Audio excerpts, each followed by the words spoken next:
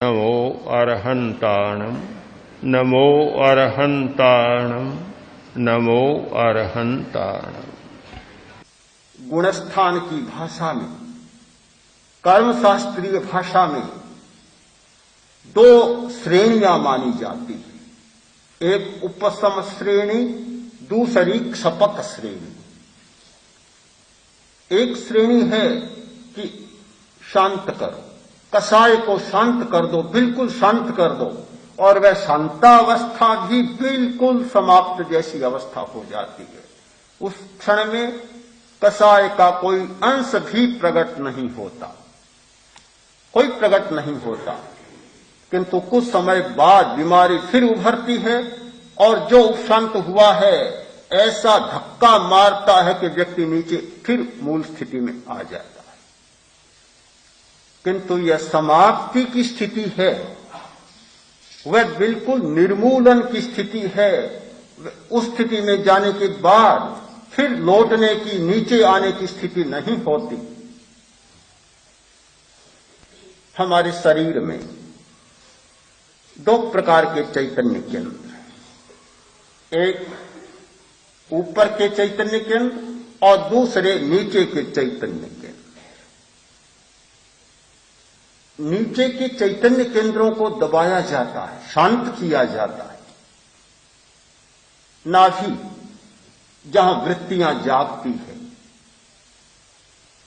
वृत्ति नाभि में जागती है, गुस्सा नाभि में जागता है, एड्रिनल ग्लैंड प्रभावित होता है और नाभि के आसपास गुस्सा जागता है।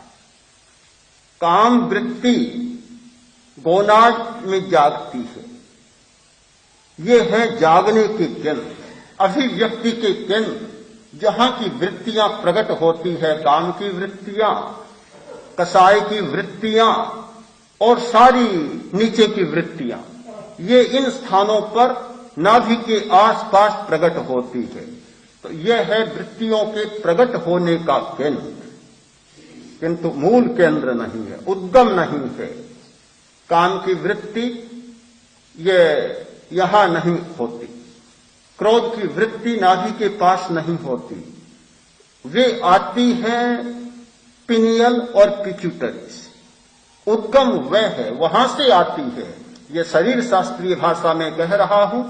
यदि शरीर शास्त्रीय भाषा से परे जाएं तो इनका उद्गम होता है कर्म शरीर में, सूक्ष्मतम शरीर में, और उससे भी आगे जाएं तो उनका उद्गम होता है कसाय में।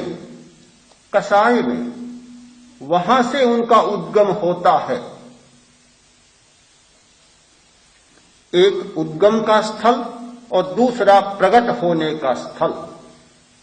केवल प्रकट होने के स्थल को निष्क्रिय बना देना, यह हमारी उपशम की प्रक्रिया है। निमित्तों को समाप्त करना, परिस्थिति को बदलना, अभिव्यक्ति के केंद्र को निष्क्रिय बनाना, यह उपशम की प्रक्रिया है।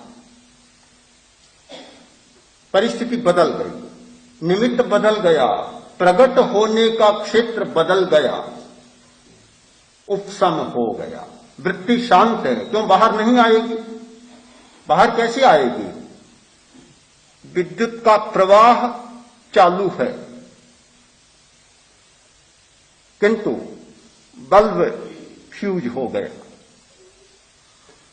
प्रकाश नहीं होगा।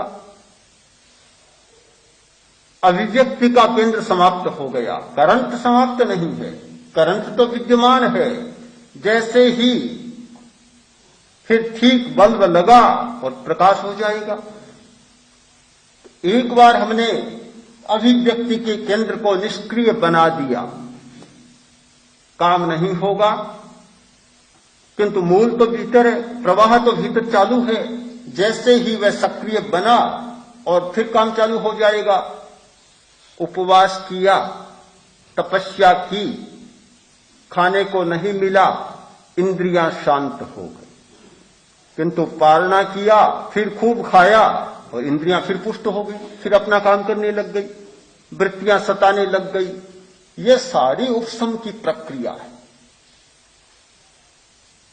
मन में बुरा विचार आया, स्वाध्याय शुरू किया, विचार चला गया, विचार बदल गया, स्वाध्याय बंद हुआ, फिर निमित्त मिला, फिर बुरा विचार आ गया। सारी उपशम की प्रक्रिया है। ये बहुत सारे प्रयोग जो आज हम कर रहे हैं, ये उपशम के प्रयोग कर रहे हैं, वृत्तियों को शांत करने के प्रयोग कर रहे हैं। एक बार वृत्ति शांत हो जाए, ये शांति के प्रयोग हैं, ये निमित्तों को बदलने के प्रयोग हैं। किंतु उपादान का परिष्कार होता है, वह वास्तव में समाप्त करने का प्रयोग होता है, वह क्षपक श्रेणी होती है।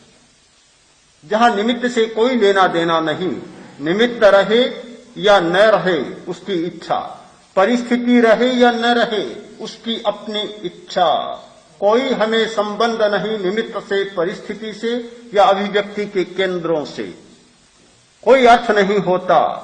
जब उपादान को पकड़ लिया, उसको शुद्ध करना शुरू कर दिया, उसके दोषों को समाप्त करना शुरू कर दिया, तो सब कुछ हो गया। हमारी साधना की दृष्टि केवल उपशम पर ही न अटके, किंतु उपादान तक पहुंचे, क्षीण करने की प्रक्रिया तक पहुंचे। हम रोग को क्षीण करें, न कि दबाएं और शांत करें, वहां तक हमारी बात पहुंचे। नहीं तो उस प्रक्रिया के बिना कभी कभी साधना भी नकली जैसी बन जाती है, बिल्कुल नकली बन जाती है। और यही कारण बनता है कि साधना करते समय बहुत अच्छा विचार आता है, भाव आता है, ऐसा लगता है कि वृत्तियां बदल गई, किंतु जैसे ही परिस्थिति के बीच में गया, सारा का सारा उल्टा जैसा हो जाता है। लोगों को लगता है कि साधना नकली साधना थी।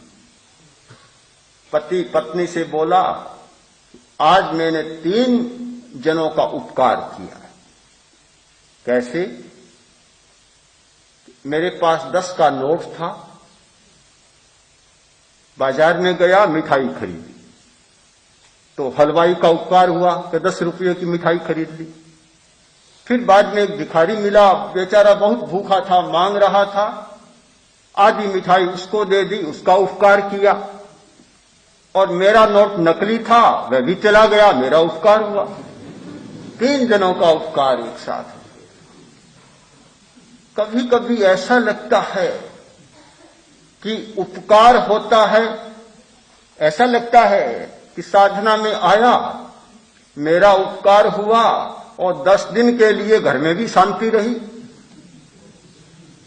पीछे भी शांति रही, और यह भी लगा कि शिविर का भी उपकार हो रहा है, इतने लोग साधना कर रहे हैं, शिविर का भी हो रहा है, और लोगों ने देखा बहुत अच्छे आदमी बन गए। किंतु यदि हम क्षीण करने की प्रक्रिया को न स्वीकार करें, तो शायद यह उपकार भी नकली का उपकार बन जाता है। हम वास्तविकता को समझें, सच्चाई को समझें। जिस सच्चाई को जयाचार्य ने प्रकट किया है और जिस पर बल दिया है, वह सच्चाई यह है कि वृत्तियों को क्षीण करने का रास्ता अपनाएं। प्रश्न होगा, वह कौन सा मार्ग है जिससे वृत्तियां क्षीण हो? ये उपवास का, तपस्या का मार्ग, आसन करना, शरीर को साधना, श्वास को साधना, इंद्रियों का संयम करना, भोजन का संयम करना, स्वाध्याय करना, प्रशिक्षण लेना, क्या यह वृत्तियों को क्षीण करने का मार्ग नहीं है? यह क्षीण करने का तो मार्ग है, किंतु मूल को क्षीण करने का मार्ग इससे और आगे। मूल को क्षीण करने का यह है बिचौले को क्षीण करने का। बिचौले को तो समाप्त किया जाता है इससे, बिचौला भी बड़ा खतरनाक होता है। आज की दुनिया में दलाल जितना खतरनाक है, उतना कोई खतरनाक नहीं होता, चाहे किसी भी क्षेत्र में हो। राजनीति के क्षेत्र में भी दलाल बड़ा खतरनाक होता है। ये बिचौले बड़े खतरनाक होते हैं। स्थिति को, वास्तविकता को पहचान ही नहीं जा सकता। व्यापार के क्षेत्र में भी दलाल कितना खतरनाक आप सब जानते हैं। और धर्म के क्षेत्र में भी ये दलाल जो पंडित पुजारी होते हैं बड़े खतरनाक होते हैं। कभी मालिक से मिलने ही नहीं देते, क्योंकि उनको तो अपनी दलाली पकाना है। और भक्त सीधा भगवान से मिल जाए तो दलाल क्या करेगा? फिर वे लोग क्या करेंगे? तो बिचौलियों को मिटाना भी बहुत जरूरी है। हम जो उपाय करते हैं उनसे बिचौलिया तो जरूर समाप्त होता है। उपादान समाप्त नहीं होता, मूल कारण समाप्त नहीं होता, किंतु मूल कारण से ये जो बंध होता है कर्म का, राग का, द्वेष का, वह समाप्त होता है, क्षीण भी होता है, किंतु फिर भी मूल शेष रह जाता है। हमें वहां तक पहुंचना है ध्यान के द्वारा। उस स्थिति को समाप्त करना है। उसका एकमात्र उपाय है दयाचार्य के शब्दों में शुक्ल ध्यान। तपस्या के सारे प्रकार नीचे रह जाते, धर्म ध्यान भी नीचे रह जाता है। केवल शुक्ल ध्यान ही एक उपाय है जो उपादान पर सीधा प्रहार करता है। दूसरे किसी में उपादान पर प्रहार करने की क्षमता नहीं। शुक्ल ध्यान ये आत्मा का ध्यान है, चैतन्य का ध्यान है। ये और सब से हटकर और केवल निर्मल ध्यान बनता है। चैतन्य का अनुभव, हमें चैतन्य का अनुभव करना है। ये सारी बातें चैतन्य का अनुभव करने के लिए हैं। सारी उसकी परिस्थिति का निर्माण करने के लिए हैं कि हम चैतन्य का अनुभव कर सकें, चैतन्य तक पहुंच सकें। शुद्ध चित्त जब बनता है, शुद्ध चैतन्य का अनुभव होता है, तो उपादान भी समाप्त होने लगता है और शुद्ध चैतन्य जागता है।